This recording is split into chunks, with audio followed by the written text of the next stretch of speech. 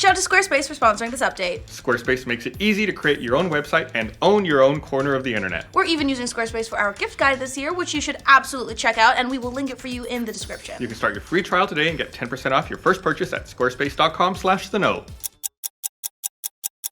Welcome to The Know, I'm Mica. And I'm Gus. It is no secret that the big trend in games lately is the concept called games as a service. And it also might be one of the most despised, as some gamers feel it's a move by the industry to get away from single-player story-focused games in favor of multiplayer loot box-filled extravaganzas. The model basically sees games as a platform in which to keep feeding players a steady diet of DLC and microtransactions, as opposed to just releasing a game and then moving on to the next one.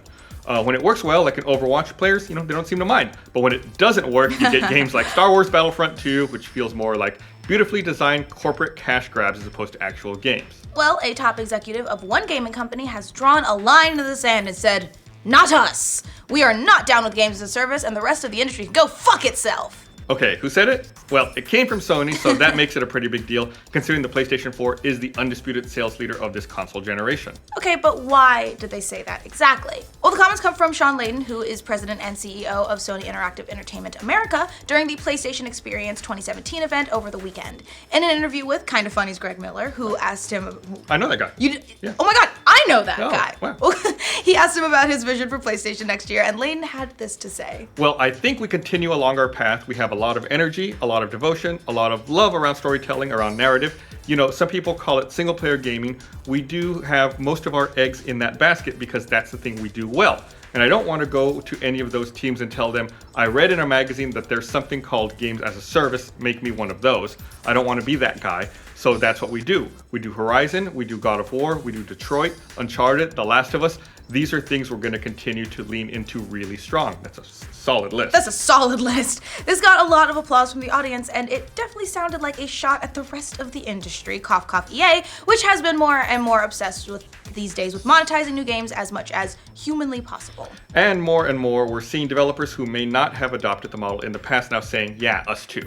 Japanese RPG giant Square Enix said earlier this year that they want to move all of their games in the games as a service direction, including their most popular franchises like Final Fantasy and Kingdom Hearts. During an earnings presentation, company officials called the games as a service model the future of gaming and indicate that all of their titles, even their tentpole releases, will shift toward that. And Ubisoft said that they too were going to be reducing the number of new releases at some point in the near future, relying more on live services for the games they do put out. Even good old Nintendo, the industry traditionalist, is started to get on board. They experimented with DLC in Mario Kart 8 for the Wii U, and now games like Breath of the Wild are getting season passes. A lot of what they release is free, like new fighters for ARMS and new levels for Splatoon 2, but not all of it. Of course, there's a reason for the reason that the games as a service model is getting more and more popular.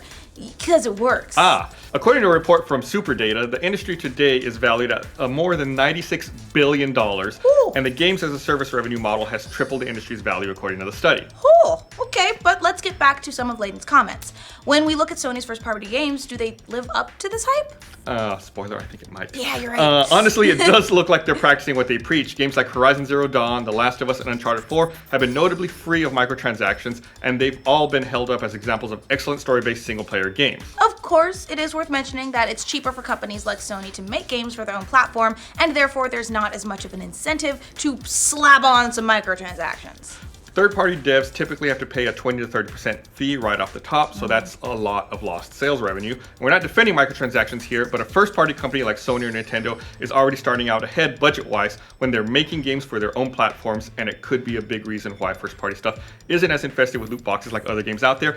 Plus, they want to make good first-party games to move the platform. Right. And make money on the hardware sales as well. Exactly. Meanwhile, Microsoft, kind of, sort of, does microtransactions in some of their games, but theirs aren't as super intrusive as a rule. And plus, lots of gamers genuinely do like things like requisition packs in games like Halo 5. But yes, Layden's comments are definitely a shot at the EAs of the world, who gamers are really mad at these days due to all the loot box controversies in games like Battlefront 2. Backlash to that game and its plethora of loot boxes has been so bad that Battlefront 2 has reportedly sold less than 900,000 copies in the US. And that's not really great for a big budget AAA game. Another similar multiplayer blockbuster, Call of Duty World War II, has sold, are you ready for this? Hit me. 4.4 million copies. If the math adds up, that's almost 5 times as many copies. Yes, I believe. Correct. It's gotten so bad that the negative response to Battlefront 2 is starting to hurt EA's bottom line as a company, and that's saying something considering how big the publisher is.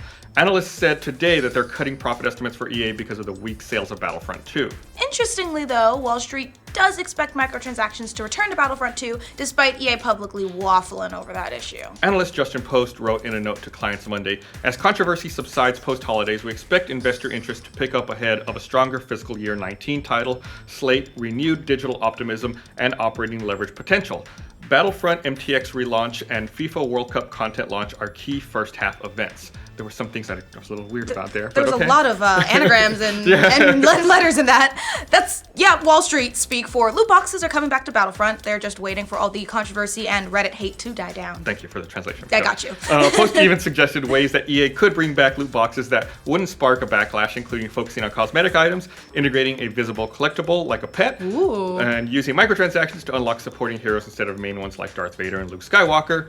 Oh, and single-player DLC to expand on the existing campaign, which actually might not be a bad idea. So yeah, even if people don't like microtransactions, they aren't going anywhere, especially when it comes to third-party games. At least it's refreshing to hear that Sony isn't down with that program. Well, for now at least. What do you think about Sony's executive taking shots at games as a service model? Let us know in the comments. And for all of your video game industry news, be sure to like this video, and if you're new around here, subscribe to The Know.